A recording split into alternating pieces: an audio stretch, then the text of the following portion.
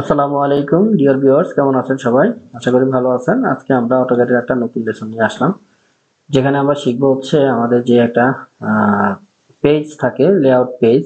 যেমন আমার এই পেজটা, আমার কোম্পানির নাম হচ্ছে innovative design and development limited. তো এই পেজটা যে আমরা একটা বানায় রাখছি, এই পেজের মধ্যে আমরা ড্রয়িং গুলাকে বসাচ্ছি। দেখেন, এখন এক একটা ড্রয়িং বড়, কোনোটা ছোট। এটার জন্য আর্কিটেক্ট কি করছে, লেআউট মডেলের মধ্যেই আমাদের এই পেজটাকে সেট আপ করছে। এটার জন্য এটাকে ছোট বড় করা লাগতেছে। এটা একটা A3 পেজে সেট আপ করা। তো এটা আসলে অনেক হ্যাসেল। তো আমি আপনাদেরকে আজকে শিখাবো এটা হ্যাসেল থেকে মুক্ত হওয়ার জন্য আমরা যে এই যে লেআউট অপশন, এই লেআউট অপশনে কিভাবে আমরা কাজ করতে পারি। তো অটোক্যাডে আপনি যে কোনো ফাইল ওপেন করলে একটা লেআউট অপশন থাকবে, অথবা আপনি এখানে প্লাস চিহ্ন দিয়ে আরেকটা ওপেন করে নিতে পারবেন। এই যে এইভাবে ওপেন করে নিতে পারবেন। আমি এটা দরকার হলে ডিলিট করে দিলাম। দেখেন, আমরা পরেরটাতে কাজ করবো, লেআউট ওয়ানে। আর হচ্ছে এই লেআউট ওয়ানের লেআউটে কাজ করার আরেকটা শীট হচ্ছে যেমন এই যে রাজুক শীট। রাজুক শীটের কাজগুলো এখানে করতে হয়। এখানে বিভিন্ন ধরনের পেজ নেওয়া আছে। কিভাবে আমরা এই লেআউটে কাজটা করব আমরা সেটা এখন আপনাদেরকে দেখাবো। তো প্রথমে আমরা কি করব, আমরা ধরেন এই পেজটাকে আমরা আজকে কপি করে নিয়ে যাচ্ছি। ধরেন এই পেজটাকে আমি, আমার যেই পেজটা আছে এই পেজটাকে আমি এখন কন্ট্রোল সি দিয়ে কপি করলাম। কন্ট্রোল সি দিয়ে কপি করে আমরা এখন লেআউট ওয়ানে চলে আসলাম। লেআউট ওয়ানে আসলে দেখেন এখানে একটা জাস্ট একটা এরকম একটা পেজ আছে। আমরা এগুলো সবগুলো ডিলিট করে দেব। ডিলিট করে এখানে কন্ট্রোল ভি দিয়ে আমরা এখানে লেআউট পেজটা পেস্ট করলাম। দেখেন লেআউট পেজটা এখানে চলে আসছে। চলে আসার পরে এখন এখানে লেআউট পেজটা তো আছেই। থাকার পরে আমরা এখন এই পেজের ভিতরে আমরা ওই পেজগুলো কিভাবে আনবো, আনার আগে আমরা প্রথমে কি করব, সেখানে আমরা কি করব, এখান থেকে আমরা লেয়ারটাকে আমরা সিলেক্ট করে নিব। আমাদের এখানে লেয়ারে গিয়ে আমরা যদি ডি চাপ দিই, তাহলে আমাদের ডেপ পয়েন্ট নামে একটা লেয়ার আছে। এই ডেপ পয়েন্ট লেয়ারে আমরা চলে আসবো। আসার কারণ হচ্ছে কি সেটা আমি বলতেছি। এই ডেপ পয়েন্টের যে লেয়ারটা, এই লেয়ারটা কখনোই ফ্রিতে আসবে না। তো এই কারণে আমরা ডেপ পয়েন্ট লেয়ারটা আনলাম। দেওয়ার পরে আমরা এখানে সিলেক্ট করব হচ্ছে এমভি। MV enter. এন্টার দেওয়ার পরে আমরা এই কর্নারটা চাপ দিব, আবার এই কর্নারটা এনে ছেড়ে দিব। তো এটাকে ছেড়ে দিলাম। এখন আমরা যদি এটার ভিতরে ডাবল ক্লিক করি, দেখেন ডাবল ক্লিক করার সাথে সাথে এটার ভিতরে এখন আমাদের ভিতরে যে ড্রয়িং গুলো আছে, ড্রয়িং গুলো চলে আসছে। দেখছেন? দেখার পরে এখন আমি ধরেন এই ড্রয়িংটাকে এখন আমরা জেড ইন্টার, জেড এন্টার দিয়ে আমি এই ড্রয়িংটাকে এখন বসাবো। এখানে একটা পয়েন্ট সিলেক্ট করলাম, সিলেক্ট করে আবার উপরে একটা পয়েন্ট সিলেক্ট করে দিলাম। দেখেন, এবার বাইরে ডাবল ক্লিক অথবা পিএস ইন্টার দিবেন, শেষ। দেখেন এই এই সুন্দর মতো এই পেজটা এখানে এসে বসে গেছে। এখন আমরা যদি এটাকে আবার কপি করি, সিও ইন্টার, কপি করে পাশে বসালাম, পাশে বসালাম, আরো একটা নিলাম, আরো একটা নিলাম। সো আমাদের প্রত্যেকটা পেজ আমরা এখন বসাই। এখন দেখেন এটা হয়ে গেল। এবার 2 নাম্বারটা আবার ডাবল ক্লিক করব। ডাবল ক্লিক করে আবার আমরা গ্রাউন্ড কোড দিলাম। এবার আমরা টিপিক্যাল কোডটা দিলাম।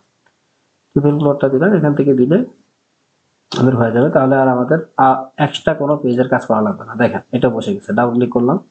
এটা ধরুন 3 নাম্বার। এখন দেখেন এই ড্রয়িংটা ছোট ছিল, এই কারণে আমার স্কেল ফ্যাক্টর করে কমন লাগছে।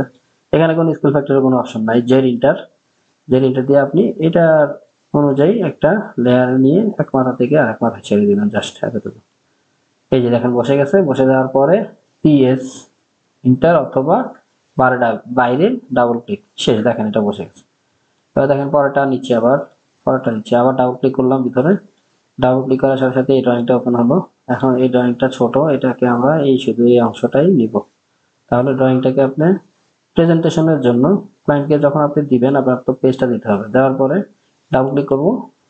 এই যে দেখেন এখন সবগুলো ড্রয়িং কিন্তু একই সমান। আপনি প্রিন্ট করলে এরকমই আসবে। দেখেন এখন এক্সট্রা কোনো জায়গা নাই। যদি ড্রয়িংটা পেজের মধ্যে বেশি ছোট হয়, তাহলে ড্রয়িংটা দেখতে অনেক খারাপ লাগে, আর হচ্ছে সবকিছু বোঝা যায় না। এখন লাস্ট আরেকটা পেজ কপি করলাম।